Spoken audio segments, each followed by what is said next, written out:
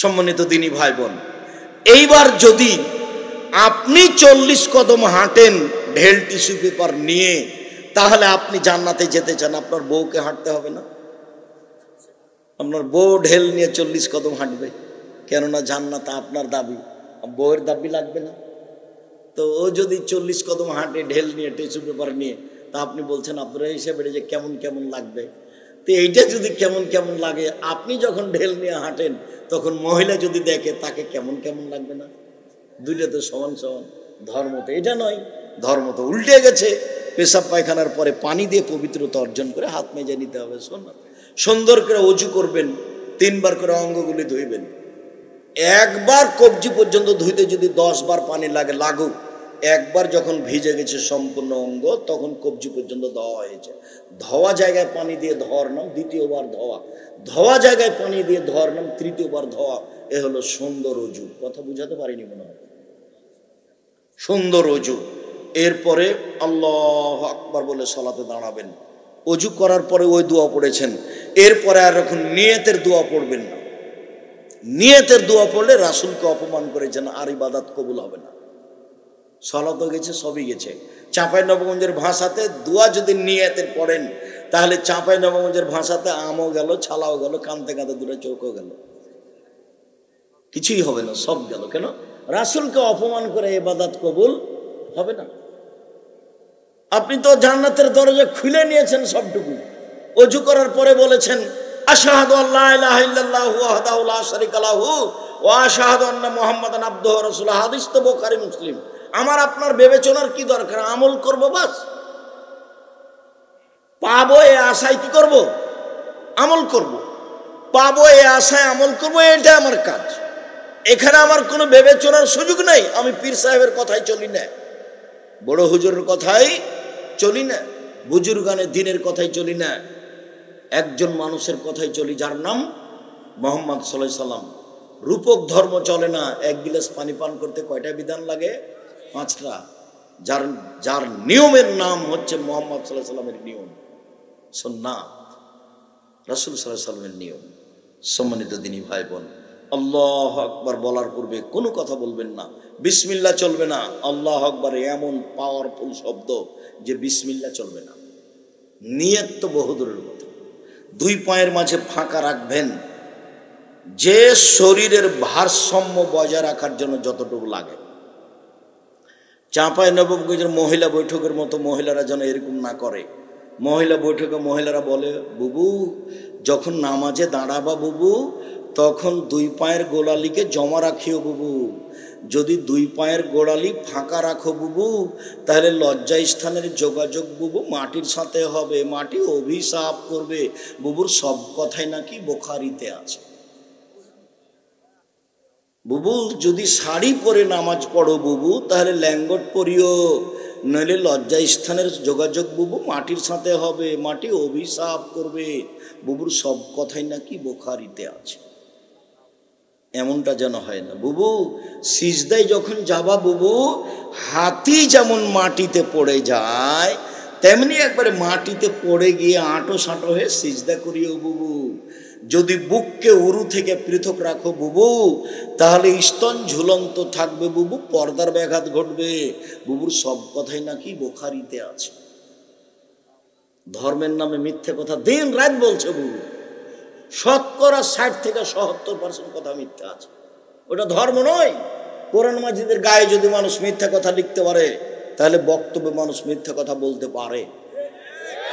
আপনাকে আমি কতদিন বললাম, মুকশেদুল মুমিন নামে একটা বই আছে, সেই বই একটা হেডলাইন আছে, অবিবাহিত ছেলে মেয়ের পড়া নিষেধ। হেডলাইন, যে দেখে সেই পড়ে, যে দেখে সেই পড়ে। অবাক কথা কি আছে? তা আমিও পড়ে দেখেছি। তখন লেখা আছে যে ভরা পেটে স্ত্রী মিলন হলে ছেলে ভ্যাংচা হয়, সফরের পূর্বে স্ত্রী মিলন হলে ছেলে টেরা হয়, চন্দ্র সূর্য গ্রহণের সময় স্ত্রী মিলন হলে ছেলে কানা হয়। অবাক কথা, সবটুকুই মিথ্যা কথা করে, হেডলাইন থেকে শুরু থেকে শেষ পর্যন্ত একটা কথাও সত্য নয়। শুধু কেন সত্য নয়, কোরআন মাজিদের সরাসরি বিরোধী।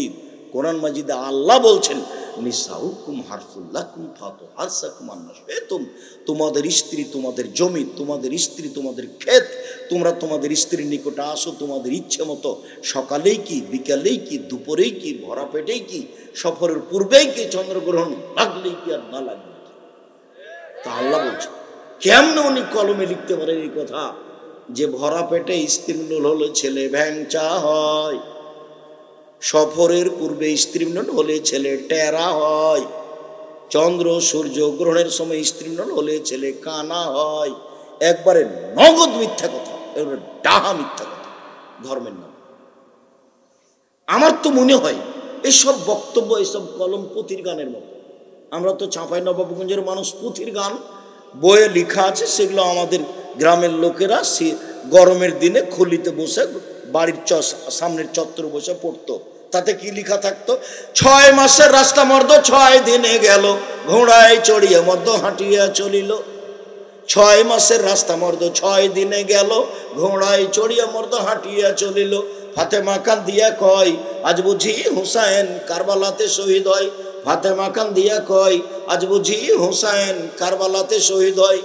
যেদিন হুসাইন ইরাকের মাটিতে কারবালার মাঠে শহীদ হন তার 49 বছর আগে ফাতেমা মারা গেছে। তো ফাতেমা 49 বছর আগে মারা গেছেন, তারপরে তিনি কেঁদে এই কথা বলছেন, এটা কেমনে হতে পারে? হুজুরের কেমনে সাজে? বগুড়া নগর মাদ্রাসায় বক্তা বক্তব্য দিচ্ছেন, একবারে নগদ। উনি আবার ডক্টর যিনি বক্তব্য দিচ্ছেন, নগর মাদ্রাসা আলেম মাদ্রাসা। তো বলছেন আব্দুল কাদের জেলানির বাড়িতে ফকির এসেছে ভিক্ষা চাইতে। তো আব্দুল কাদের জেলানির মা ভিক্ষা দিয়েছে। তো আব্দুল কাদের জেলানির মাকে দেখে ফকির আকৃষ্ট হয়েছে। এইটা আব্দুল কাদের জেলানি পেট থেকে জানতে পারে, বাঘের আকৃতিতে বের হয়ে তাকে হত্যা করেছে। বক্তা তো বক্তব্য দিলই, এখন জনগণকেও যদি বলতো আচ্ছা মাওলানা সাহেব উনি তো বাঘের আকৃতিতে বের হলেন, তো আব্দুল কাদের জেলানির তো এখনো জন্মের সময় হয়নি, তো উনি ভিতরে গেলেন কিভাবে? এক, আর আব্দুল কাদের জেলানির মায়ের সাথে তো অন্যায় করেনি, তাকে হত্যা করা কি অন্যায় হলো না? তো এখন তাহলে আব্দুল কাদের জেলানি জীবিত হওয়ার সাথে সাথে তাকে হত্যা করতে হবে, নাম কেসাস। এই শেষেরটুকু মনে হয় বুঝতে পারলেন না। শেষেরটুকু বুঝেছেন ভাইজান? আবার বলি যে আব্দুল কাদের জেলানি মায়ের পেট থেকে বের হয়ে লোকটাকে কি করলো? হত্যা করলো। তো আব্দুল কাদের জেলানির মায়ের সাথে জেনা প্রমাণ হতে হবে এবং ওই লোকটাকে বিবাহিত প্রমাণ হতে হবে, তাহলে হত্যা করা যাবে। তার নাম রজব।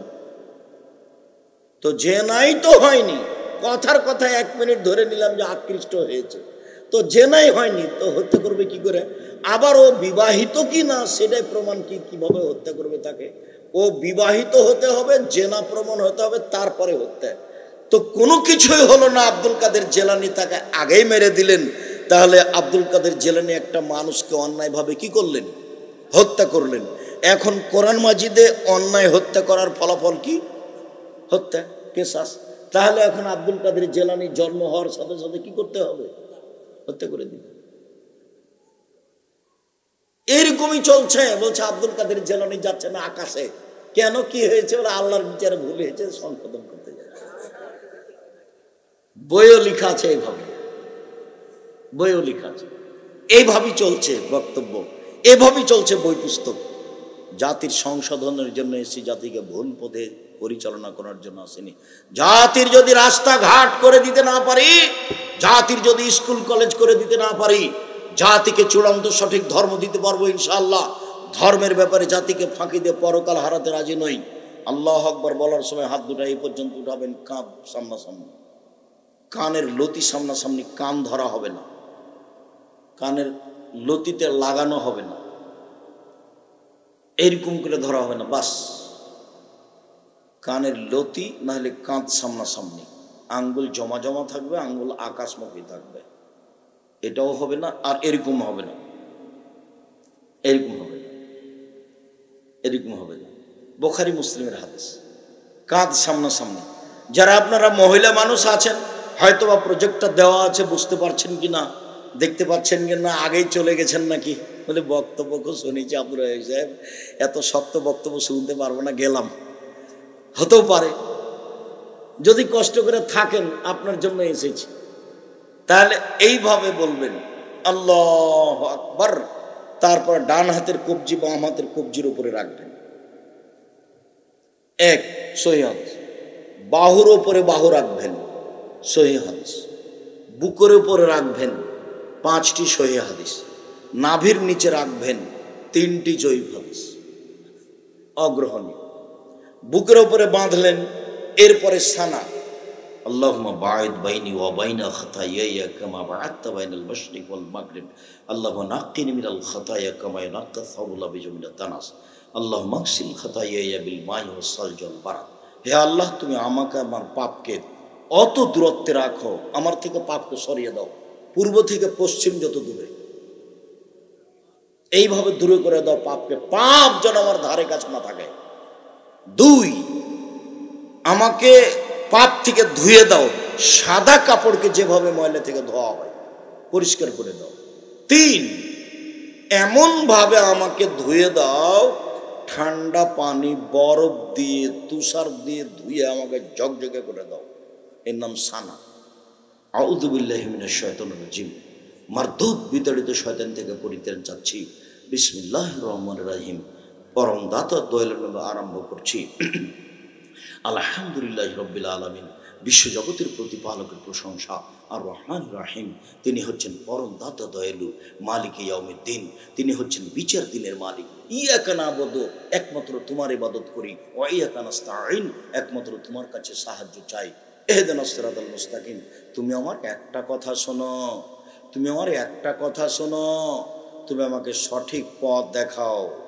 ওরা বলে এই পথে আসো, ওরা বলে এই পথে আসো, ওরা বলে ফুরফুরা শরীফে আসো, ওরা বলে মাঝ ভান্ডারিতে আসো, ওরা বলে দল সংগঠন করো। আমি কোন পথে যাই? আমাকে সোজা পথ দেখাও। আবুল আলা মওদুদী রাহিমাহুল্লাহ বললেন, আমাকে রাজপথ দেখাও। সারা পৃথিবীর মানুষ বললেন, আমাকে সহজ সরল পথ দেখাও, আঁকা বাঁকা হয় না যেন। সিরাতাল লাযীনা আনআমতা আলাইহিম, ওদের পথ দেখাবা যাদের ভালোবেসেছো, যাদের প্রতি দয়া করেছো। গায়রিল মাগদুবি আলাইহিম ওয়ালাদ দাল্লিন, ওদের পথ দেখায় না যারা অভিশপ্ত ইহুদি, ওদের পথ দেখায় না যারা ভ্রান্ত খ্রিস্টান। আমিন। দীর্ঘ সময় ধরে তোমার দরবারে যে প্রার্থনা করলাম সেটা কবুল করো। ইবাদতের জগতে ব্যতিক্রম দোয়া সূরা ফাতিহা, যার জন্য একাই হলেও বলতে হবে সালাতে নামাজে, জামাত হলেও বলতে হবে, জোরে হলেও বলতে হবে, আস্তে হলেও বলতে হবে, বলতেই হবে, বলতে আপনি বাধ্য। সূরা ফাতিহা পড়ার ব্যাপারে এইভাবে বলতে হবে, চাঁপাই নবাবগঞ্জের ভাষার মতো, তুই তো বলবি তোর বাপকে বলতে।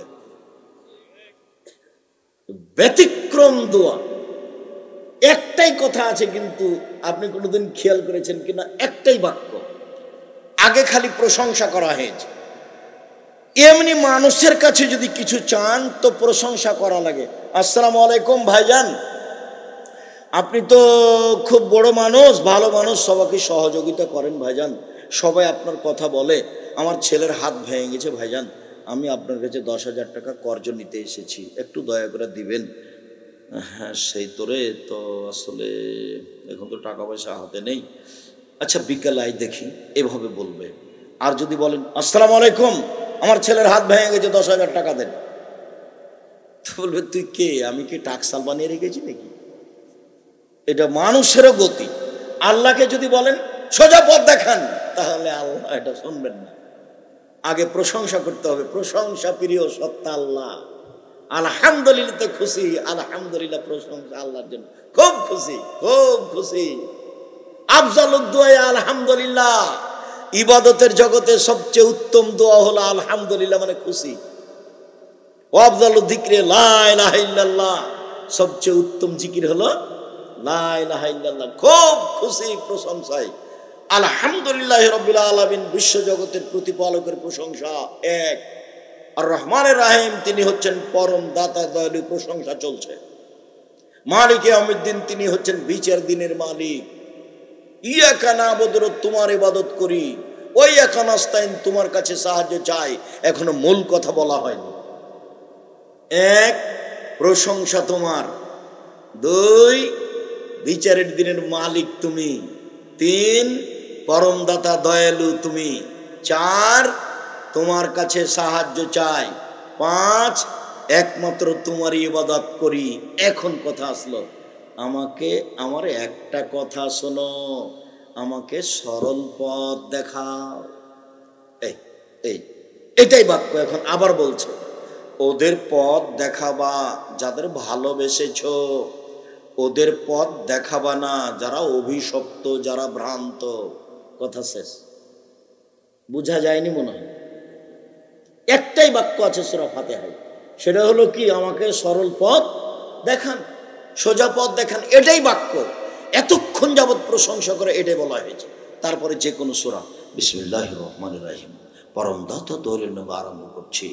কুল হুয়াল্লাহু আহাদ, হে নবী আপনি বলুন, আল্লাহ একক, আল্লাহু সামাদ, তিনি নিরপেক্ষ মখলুকহীন। লাম ইয়ালিদ, তিনি কাউকে জন্ম দেননি। ওয়ালাম ইউলাদ, তিনি কারো থেকে জন্ম নেননি। ওয়ালাম ইয়াকুল্লাহু কুফুয়ান আহাদ, তার সমকক্ষ কেউ নেই। আল্লাহু আকবার।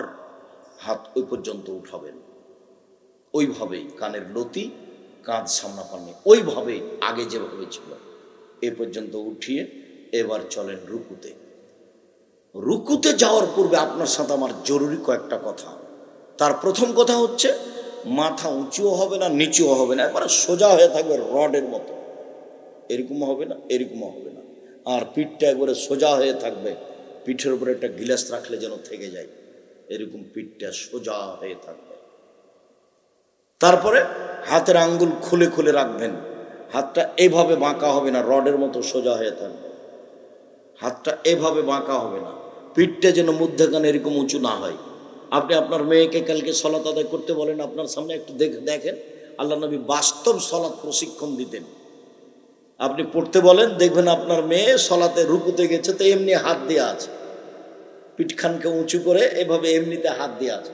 কোমর থেকে সামনের ওজন হাতের উপরে থাকতে হবে, হাত দিয়ে হাঁটুকে চেপে ধরে থাকতে হবে। সুবহান রব্বিল আযীম যতবার ইচ্ছে, একবার হোক 50 বার হোক। বারের হাদিস একটাও ঠিক নয়, 3-এর ঠিক নয়, 5-এর ঠিক নয়, 10-এর ঠিক নয়, যে যা পারে। অথবা বলুন সুবহান কুদ্দুসুন রব্বুল মালাইকাতুর রূহ, অথবা বলেন সুবহানাকা আল্লাহুম্মা রাব্বানা ওয়া বিহামদিকা আল্লাহুম্মা ইগফিরলি, তোমার প্রশংসা সহকারে তোমার পবিত্রতা বর্ণনা করি, আমাকে ক্ষমা কর। যতবার করেন। তারপরে চলেন সামি আল্লাহু লিমান হামিদা, ওই পর্যন্ত উঠাবেন। প্রথমে যা ছিল একই নিয়ম, হাত উঠে ওই পর্যন্ত, এবার ছেড়ে দেন। সবকে স্ব স্থানে যেতে হবে, হাড় দিকে একবারে সোজা হয়ে দাঁড়িয়ে থাকেন, রুকুতে যেতে পাবেন না। রুকুতে চলে গেলেই আর সালাত হবে না, দাঁড়িয়ে থাকেন। সামি আল্লাহু লিমান হামিদা রাব্বানা লাকাল হামদ হামদান কাসীরান তাইয়িবান মুবারাকান। আল্লাহ ওই লোকের প্রশংসা শুনলো যে তার প্রশংসা করলো, খুব তার প্রশংসা, বরকতময় তার প্রশংসা, মঙ্গলময় তার প্রশংসা। মিলা সামাতে, আকাশ পরিমাণ তার প্রশংসা, মিলাল আরদ, জমিন পরিমাণ প্রশংসা, মিলামা শাইতা বিন সাইন, মিলামা বাইনাহুমা, আকাশ জমিনের মধ্যে যে ফাঁকা আছে সেই পরিমাণ প্রশংসা, মিলামা শাইতা বিন শাইন বাদ। এরপরে যত চাও তত তোমার প্রশংসা। দাঁড়িয়ে দাঁড়িয়ে বলতে থাকেন, সিজদায় যেতে পাবেন না, সোজা দাঁড়িয়ে থাকবেন একবারে। খালি তাড়াহুড়া করে গেলে আর সালাত হবে না। এবার চলেন সিজদায়। আপনার সাথে জরুরি কথা সিজদায় যাওয়ার আগে, এক, মাথার চুল যেন খোপা বাঁধা না থাকে, মহিলাদের থাকলে বেনি গাঁথা থাকবে। আপনার যেন হাত জড়ানো না থাকে জামার, পায়জামার। যদি পায়জামা জড়াতে হয় তাহলে কোমরে জড়াতে হবে, নিচের দিকে জড়ানো হারাম। হাত যেন জড়ানো না থাকে, এটা খুলে দিতে হবে। টাকনুর নিচে সালাতের সময় চলবে না, বাকি সময় চলবে। 3 শ্রেণীর মানুষের সাথে আল্লাহ কথাই বলবেন না, অথচ তা অনেক দয়া বিচারের মাঠে তার 1 শ্রেণীর মানুষ যারা টাকনুর নিচে পায়জামা প্যান্ট লুঙ্গি পরে, তাদের সাথে আল্লাহ কথা বলবেন না। যা, তো সবকিছু সিজদায় যাবে। কোথাও যেন চুল বা হাত কোথাও যেন জমা না থাকে। 2, 7 হাড়ের উপরে সিজদা করতে হবে। নাক কপাল এক, কোনটা আগে কোনটা পরে এটা বিবেচনা নেই, নাক কপাল দুইটা মাটিতে লেগে থাকবে। 3, 2 হাত, এ হলো 3। 5, 2 হাঁটু, এ হলো 5। 7, 2 পায়ের বৃদ্ধাঙ্গুল, এ হলো 7।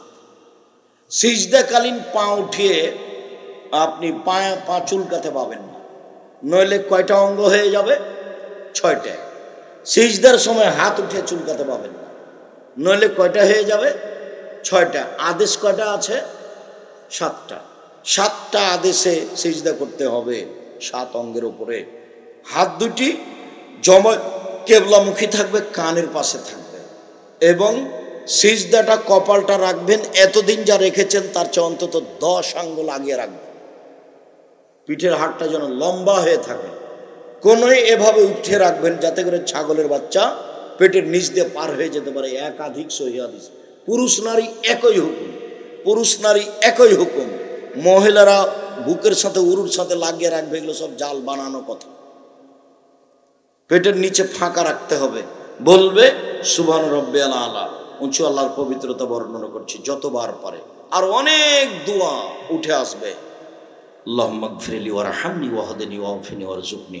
আল্লাহ তুমি আমাকে হেদায়েত দান করো, আমাকে খেতে দাও, আমাকে রুজি দাও, আমার প্রতি দয়া করো। আবার সিজদায় যাবেন, বলবেন আসেন, এ হলো 1 রাকাত, এভাবে আর 1 রাকাত, এ হলো 2 রাকাত। এখন আত্তাহিয়াতুর বৈঠক, তাশাহুদের বৈঠক। বাম হাত বাম হাঁটুর উপরে থাকবে, ডান হাত 2টি আঙ্গুল টেনে নিয়ে নিতে হবে, আর 3টি আঙ্গুলের নখের উপরে বৃদ্ধাঙ্গুলের পেট রাখতে হবে। রাখেন তো দেখি। মহিলা মানুষ আপনারা যারা দেখতে পাচ্ছেন নাকি দেখেন তো প্রজেক্টরের মাধ্যমে। আগে 2টা আঙ্গুল জমা করে নেন, কনিষ্ঠ আঙ্গুল এবং তারপরেরটা। তারপরে 3য় আঙ্গুলের নখের উপরে বৃদ্ধাঙ্গুলের পেটটা রাখেন, দেখটা গোলাকার করেন। এবারে হাঁটুর উপরে রাখেন, অবিরাম নড়বে। একবার নড়ানোর কথা ভুয়া হাদিসও নেই, জাল হাদিসও নেই। অবিরাম নড়বে, এটা হলো আঘাত করা শয়তানকে। আঙ্গুল খাড়া করে রাখতে হবে, এটাও নয়। একবার উঠাতে হয়, এটা একবারে মিথ্যা কথা, ভুয়া হাদিসও নেই। অবিরাম নড়বে আত্তাহিয়াতুর বৈঠক শেষ হওয়া পর্যন্ত। সালামের যদি বৈঠক হয় তাহলে এবার এতক্ষণ বসেছিলাম বাম পায়ের পাতার উপরে, বোঝা যায়নি, আর ডান পা খাড়ো হয়েছিল, আঙ্গুল কেবলামুখী ছিল। এখন সালামের বৈঠক, বাম পা ডান দিক দিয়ে বের করে দেব, পিছনটা নিতম্বটা মাটির উপরে রেখে দেবো, বোঝা যায় না মনে হয়। নিতম্ব মাটির উপরে রেখে দেবো, বাম পা ডান দিকে বের করে দেব। বাম হাত আঙ্গুল জমা জমা হাঁটুর উপরে থাকবে, ডান হাত এইভাবে আবার জমা করে নিব, এইভাবে বৃদ্ধা আঙ্গুল এই 3 নম্বর আঙ্গুলের নখের উপরে রেখে দিব, আর এই তর্জনী অবিরাম নড়বে। প্রথমে হলো আত্তাহিয়াতু, আত্তাহিয়াতু লিল্লাহি ওয়াস সালাওয়াতু ওয়াত তাইয়্যিবাতু, সমস্ত ইবাদত আল্লাহর জন্য। আশহাদু আল্লা ইলাহা ইল্লাল্লাহু ওয়াহদাহু লা শারীকা লাহু ওয়া আশহাদু আন্না মুহাম্মাদান আবদুহু ওয়া রাসূলুহু। আমি সাক্ষ্য দিচ্ছি আল্লাহ ছাড়া কোনো মাবুদ নাই, আমি সাক্ষ্য দিচ্ছি মুহাম্মদ আল্লাহ রাসূল। আত্তাহিয়াতু যখন শেষ হবে তখন দরুদ, আল্লাহুম্মা সাল্লি আলা মুহাম্মাদ ওয়া আলা আলি মুহাম্মাদ কামা সাল্লাইতা আলা ইব্রাহিম ওয়া আলা আলি ইব্রাহিম ইন্নাকা হামিদুম মাজিদ। হে আল্লাহ, তুমি মুহাম্মদ সাল্লাল্লাহু আলাইহি সাল্লাম এবং তার পরিবারের প্রতি শান্তি অবতীর্ণ করো, যেমনভাবে ইব্রাহিম আলাইহিস সালাম ও তার বংশধরের প্রতি শান্তি অবতীর্ণ করেছ। তুমি প্রশংসনীয়, তুমি জ্ঞানী। আল্লাহুম্মা বারিক আলা মুহাম্মাদ ওয়া আলা আলি মুহাম্মাদ কামা বারাকতা আলা ইব্রাহিম ওয়া আলা আলি ইব্রাহিম ইন্নাকা হামিদুম মাজিদ। আল্লাহ, তুমি মুহাম্মদ সাল্লাল্লাহু আলাইহি সাল্লামের উপরে বরকত নাজিল করো এবং তার পরিবারের উপরে বরকত নাজিল করো, যেমনভাবে ইব্রাহিম আলাইহিস সালাম ও তার বংশধরের প্রতি বরকত নাজিল করেছ। এরপরে আপনার ইচ্ছামতো দোয়ায়ে মাসুরা, বিশেষ দোয়া, আল্লাহুম্মা ইন্নী যালামতু নাফসি যুলমান কাসীরা। হে আল্লাহ, জীবনে খুব পাপ করেছি, ফাঁক পেরেলি তুমি আমাকে ক্ষমা করো। মাগফিরাতাম মিন ইনদিক, ক্ষমা তোমার পক্ষ থেকে হয়ে থাকে। ওয়ারহামনি, তুমি আমার প্রতি দয়া করো। ইন্নাকা আনতাল গাফুর রহিম, তুমি তো ক্ষমাশীল, তুমি তো দয়াশীল, তুমি ক্ষমা না করলে কে ক্ষমা করবে। এরপরে আরো বিশেষ দোয়া, আল্লাহুম্মা ইন্নী আউযু বিকা মিন আযাবি জাহান্নাম। আল্লাহ, তোমার কাছে জাহান্নাম থেকে বাঁচতে চাচ্ছি। ওয়া আউযু বিকা মিন আযাবিল কবর, তোমার কাছে কবরের শাস্তি থেকে বাঁচতে চাচ্ছি। ওয়া আউযু বিকা মিন ফিতনাতিল মাসিহিদ দাজ্জাল, তুমি দাজ্জালের ফিতনা থেকে বাঁচাও। ওয়া আউযু বিকা মিন ফিতনাতিল মাহি ওয়াল মামাত, ইহকালের ফিতনা, পরকালের ফিতনা, ইহকালের ফিতনা, পরকালের ফিতনা থেকে বাঁচাও। ওয়াউযু বিকা মিনাল মাসামি ওয়াল মাগরাম, তুমি আমাকে রক্ষা করো বড় পাপ হতে, তুমি আমাকে রক্ষা করো ঋণ কর্জ হতে, তুমি আমাকে ঋণ কর্জ থেকে বাঁচাও, তুমি আমাকে বড় পাপ থেকে বাঁচাও, ঋণ কর্জ থেকে বাঁচাও। আল্লাহ নবী দিন রাত ঋণ কর্জ থেকে বাঁচতে চাইতেন, সালাম ফেরার পূর্বে বাঁচতে চাইতেন। এখন আপনি সালাম ফিরতে পারেন, তবে আপনার সাথে আমার একটা পরামর্শ আছে, সেটা হলো এখন বলবেন অন্তত রব্বির হামহুমা কামা রাব্বায়ানি সাগীরা, হে আমার প্রতিপালক তুমি আমার বাপ মাকে দেখো বাল্য অবস্থায় আমার বাপ মা যেভাবে আমাকে দেখেছিল, এটা কোনো সময় ভুলবেন না। এই ছেলে ঘুমাচ্ছ কেন, কথা শেষ, এটা কথা মনে করো তো দেখি। সালাম ফেরার পূর্বে অন্তত এই দোয়াটা পড়ে সালাম ফেরার চেষ্টা করবেন। জমি জায়গা তো বাপের ভোগ করছেন, বাড়ি ঘর তো ভোগ করছেন, আপনি যদি আপনার বাপের কোনো উপকার করতে না পারেন, 10টা টাকা যদি বাপের নামে দান না করেন, তার জন্য যদি মুখের দোয়াটা না করেন, তা আপনার ছেলে আপনার জন্য করবে? খুব খেয়াল করে রাখবেন। আমি এই কথাও বলেছি, 2 রাকাত সালাত আদায় করে হাত তুলে দোয়া করে আল্লাহকে বলবেন, আল্লাহ আমি যেন নিয়মিত সালাম ফেরার পূর্বে রব্বির হামহুমা কামা রাব্বায়ানি সাগীরা এই দোয়াটা বলতে পারি, তুমি আমার তৌফিক দান করো, আমি যেন না ভুলি। বুঝাতে পারিনি কথাটা? আপনি এটা দোয়া পড়ার জন্য সহযোগিতা কার কাছে চাইবেন? আল্লাহর কাছে। 2 রাকাত সালাত আদায় করে বলবেন, আল্লাহ আমি যেন এই দোয়াটা না ভুলি, আমি যেন চট করে সালাম ফিরে না দিই। আমি বলবো রব্বির হামহুমা কামা রাব্বায়ানি সাগীরা। এরপরে আসসালামু আলাইকুম ওয়া রাহমাতুল্লাহ, আসসালামু আলাইকুম ওয়া রাহমাতুল্লাহ, আল্লাহু আকবার, আস্তাগফিরুল্লাহ আস্তাগফিরুল্লাহ আস্তাগফিরুল্লাহ, আল্লাহুম্মা আনতাস সালাম ওয়া মিনকাস সালাম, তাবারাকতা ইয়া যাল জালাল ওয়াল ইকরাম। আরো অনেক, অন্তত আয়াতুল কুরসি, আয়াতুল কুরসি যদি ফরজ সালাতের পরে পড়েন তো আপনি জান্নাতে ঢুকেই গেছেন। তো ঢোকেননি কেন? মরেননি এজন্য।